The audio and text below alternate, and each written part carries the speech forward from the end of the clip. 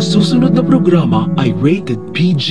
Ito ay nangangailangan ng patnubay at gabay ng magulang para sa mga batang manunood. Malalagay sa panganib ang buhay ni Doc Luke dahil sa aftershocks ng lindol sapagkat nabagsakan siya ng malaking bato habang ginagamot ang babaeng natamaan ng bakal.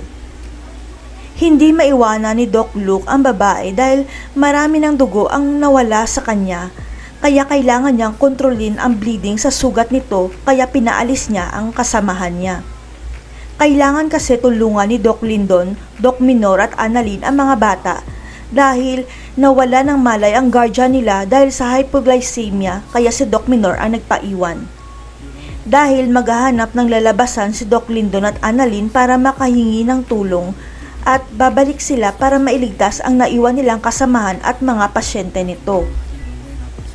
Pero magkukrus ang landas ni Annalyn at Zoe at hindi napigilan ni Annalyn na yakapin si Zoe dahil ang akala niya hindi na niya makikitang buhay ang peke niyang kapatid.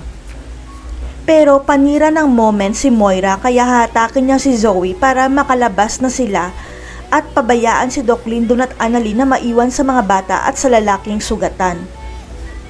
Nang biglang gumalaw ang kanilang kinatatayuan at nagbabagsakan ang malalaking bato dulot ng aftershocks at isa si Doc Luke sa nabagsakan ng malaking bato sa likod. Hanggang sa nakahanap ng lagusan si Annalyn papuntang labas at hinabol pa siya ni Doc Lindon kaya nakahingi ng tulong si Annalyn at binalikan ang mga kasamahan niya. Sa kasamaang palad wala nang malay si Doc Luke nang dumating ang rescue team at dinala kaagad siya sa ospital para ma-revive at maoperahan dahil sa internal bleeding. Pero kailangan ng dugo ni Doc Luke para sa kanyang operasyon at naubos na ang dugo nila sa blood bank dahil maraming pasyente ang nangangailangan ring maoperahan.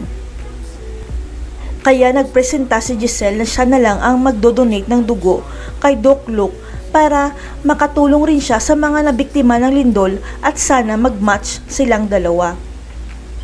Laking gulat ni Giselle dahil nag-match ang dugo niya kay Doc Luke dahil ang pagkakaalam ni Giselle napaka-rare ang kanyang blood type at mahirap maghanap ng blood donor. Kaya nagtaka si Giselle kung bakit nag-match ang blood type niya kay Doc Luke at napagtanto niya na galing rin sa Amerika ang mga magulang ng batang doktor.